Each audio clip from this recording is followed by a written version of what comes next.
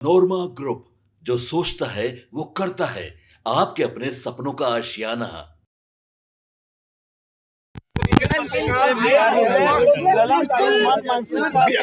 पूरे देश में भारतीय जनता पार्टी मुसलमानों के जमीन छीन लेने पर आमदा है और इसीलिए हम लोग की मांग है नीतीश कुमार जी से कि बिहार विधानसभा में वक्फ बिल संशोधन विधेयक जो 2024 है उसके खिलाफ प्रस्ताव पारित करे सरकार और यह केंद्र सरकार को भेजे।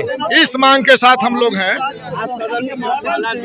दीजिए, इसीलिए तो मैंने सरकार से कहा कि आप भाजपा के साथ रहते रहते सांप्रदायिक समझ के जदयू जो हो गई है वो पूरे बिहार को ये बताए कि अगर सच में आप धर्मनिरपेक्षता की बात करते हैं तो देश में जो नफरती बिल आने वाली है उसके खिलाफ बिहार से आप प्रस्ताव पारित करके केंद्र सरकार को दें, क्योंकि ये पूरी मोदी जी की सरकार, भाजपा की सरकार जो केंद्र में है मुसलमानों से पूरे जमीन छीन लेना चाहती है और इसके खिलाफ ये पूरे बिहार के जो विधानसभा उसे प्रस्ताव पारित करने की हम लोग मांग कर रहे हैं।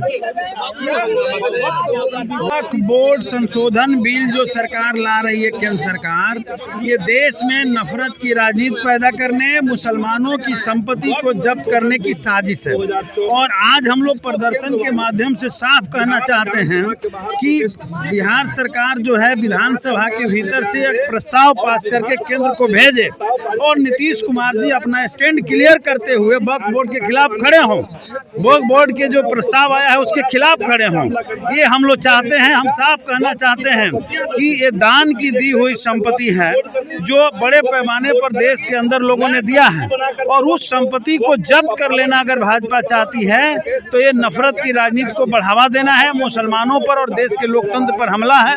हम लोग पहले भी कह रहे थे कि भाजपा अगर सत्ता में आती है तो देश के संविधान को नष्ट कर देगी, देश में लोकतंत्र को खत्म कर देगी। और आज हम लोग देख रहे हैं कि जनता ने एक धक्का जरूर दिया, लेकिन अभी भी इस सरकार गई नहीं। फिर से एक बार सरकार जो बन गई है, पुनः एक बार सरकार अपनी पुरानी राजनीति को, नफरत की राजनीति को शुरू कर दिया है। और आज हम लोग भाकपा माले के सभी विधायक यहाँ पर प्रदर्शन के माध्यम से मांग करते हैं कि नीतीश जी अपना स्टैंड क्लियर करें, विधानसभा से प्रस्ताव पास करके भेजें कि वक्फ बोर्ड का जो प्रस्ताव आया है उसको रद्द किया जाए। साथ रहते हैं वैसे ही बयान देते हैं। उनको बयान के आईने में अगर उनको देखा जाए तो उनके बयान का कोई मतलब है।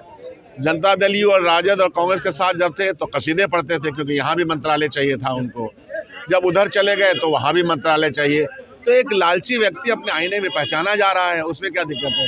वोट कौन किसको दे रहा है वो आईना वो दिखाएंगे, क्या वो बूथ पे बैठे रहते हैं? तो ये तो गलत बात है, लेकिन इस सारा संज्ञान तो मुख्यमंत्री को देना है। अडानी के खिलाफ लगातार एक माहौल बनाया जा रहा है। भाई, अडानी एक चोर व्यक्ति है जो इनकम टैक्स की भी चोरी करता है।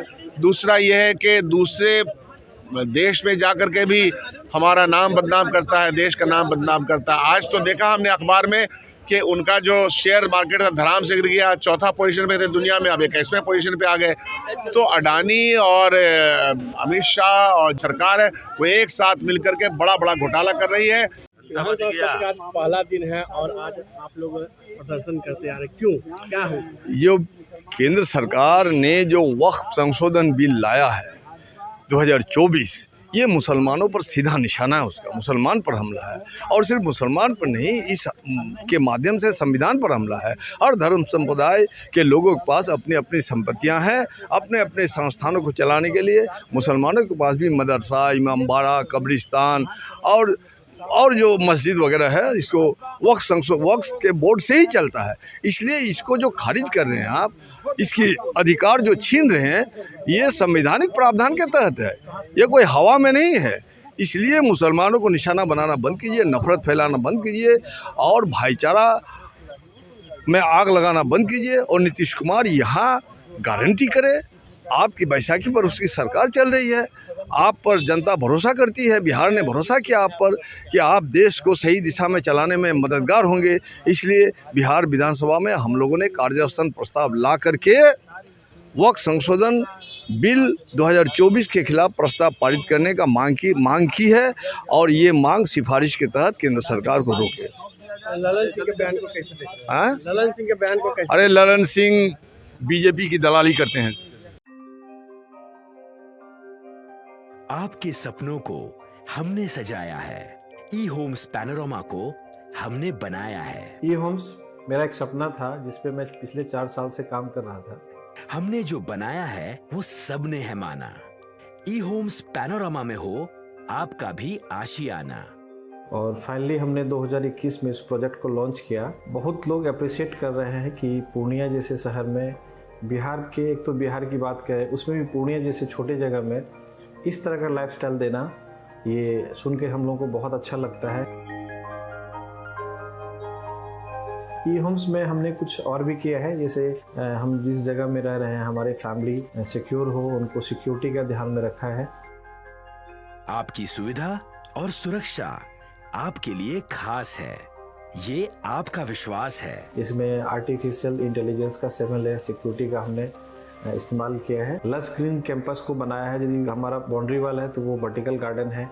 ये जितनी भी फैसिलिटी होता है एक इंटरनेशनल टाउनशिप में ई होम्स है, ये हम लोग विश्वास नहीं कर पा रहे हैं। जो भी हमारे मित्र दोस्त या जो भी हमारे बाहर के बाहर आते हैं तो हम लोगों को बहुत अच्छा सुनने को मिलता है और बहुत अच्छा क्रेडिट मिल रहा है। वो सारा हमने सिर्फ एक बिल्डिंग नहीं बनाया, हमने एक बहुत अच्छा लाइफस्टाइल दिया ई होम्स में, और मेरा एक सपना था जिसको मैं आज फुलफिल होते हुए देख पा रहा हूँ। ये आपका आवास है। ई होम्स पैनोरमा में अब आपका निवास है। E homes Panorama, luxurious lifestyle redefined. Panorama group, जो सोचता है वो करता है। अगर ये वीडियो पसंद आई और वह बिहार के राजनीति और बिहारियत से सरोकार रखेनी तो सब्सक्राइब बटन दबा के चैनल के सब्सक्राइब कर ली। ओजे एगो घंटी बा, ओकरा बटन दबा देला से कुल सटीक और मारक खबर रुआ मुफ्त में मिल जाई। अगर रुआ पत्रकारिता के हमनी के नया प्रयोग में सहयोग कर चाहतानी तो ज्वाइन बटन दबा दी। पेटीएम नंबर नोट कर ली 9386816700।